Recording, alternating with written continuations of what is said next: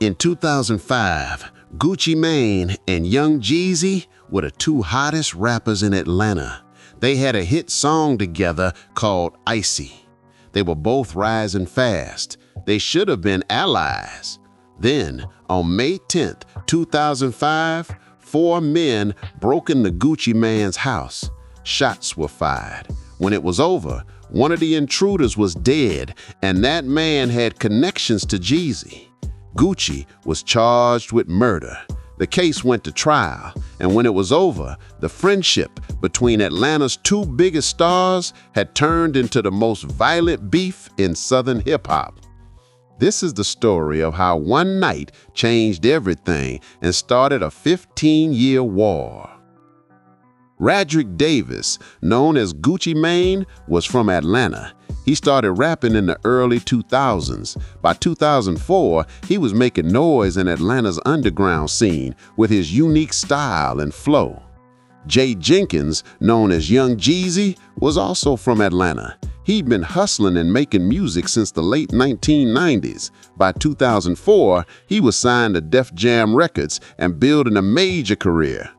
In early 2005, Gucci and Jeezy collaborated on a song called Icy. The track was produced by Zaytoven and became a street hit in Atlanta. It was getting radio play. People loved it. The song should have been released officially as a single with both artists credited, but there was a problem with the business side. According to interviews, there was confusion about who owned the song rights and how the money would be split. Gucci wanted to put Icy on his upcoming mixtape. Jeezy wanted it for his album. Both felt they had rights to the song. The business disagreement created tension. By spring 2005, the relationship between Gucci and Jeezy was strained. They weren't friends anymore. There were rumors of tension at shows and in the streets. Then came May 10th, 2005. On the night of May 10th, 2005, four men came to Gucci Mane's house in Decatur, Georgia. According to police reports and court documents, the men forced their way inside. What happened next is documented in police reports and court testimony. Gucci Mane was in the house with a female companion. The intruders were armed. There was a confrontation. Shots were fired. When it was over, one of the intruders, a man named Henry Lee Clark III, known as Pookie Loc, was dead from gunshot wounds. The other three men fled the scene. Gucci and the woman also left the house. They went to a different location. The next day, police found Henry Clark's body near a middle school in Decatur, about a mile from Gucci's house. He had been shot multiple times. On May 19, 2005, Gucci Mane turned himself in to police. He was charged with murder. Here's where the beef started. Henry Clark, Pookie Loc, was associated with Young Jeezy.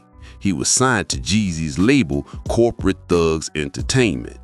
After the shooting, people started asking questions. Why was someone associated with Jeezy at Gucci's house? Was this a random home invasion or something more? According to statements Gucci made in later interviews and songs, he believed Jeezy had sent the men to his house.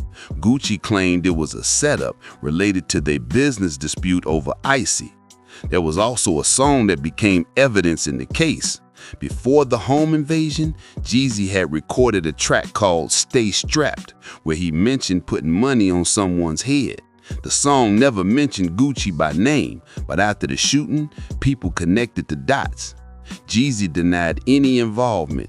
In interviews, he said he had nothing to do with what happened at Gucci's house. He said Pookie Loc was his artist, but he didn't send anyone to rob or hurt Gucci. But Gucci didn't believe him. From that point on, Gucci blamed Jeezy for the home invasion. Gucci Mane went to trial for murder in 2006. The case centered on one question: was this self-defense or murder?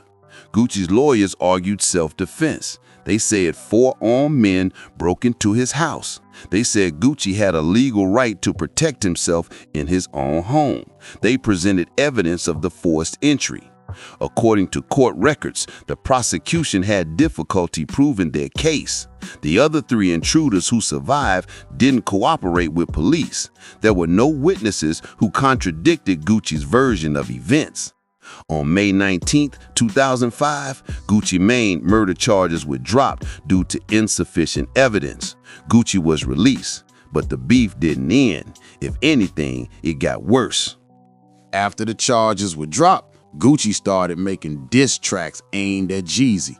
The most controversial was a song called Truth from 2006.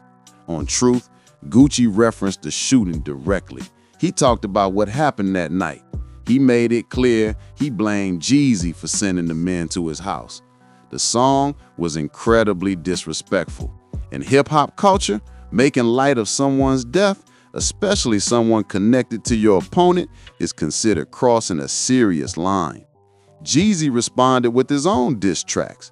He fired back at Gucci on songs throughout 2006 and 2007.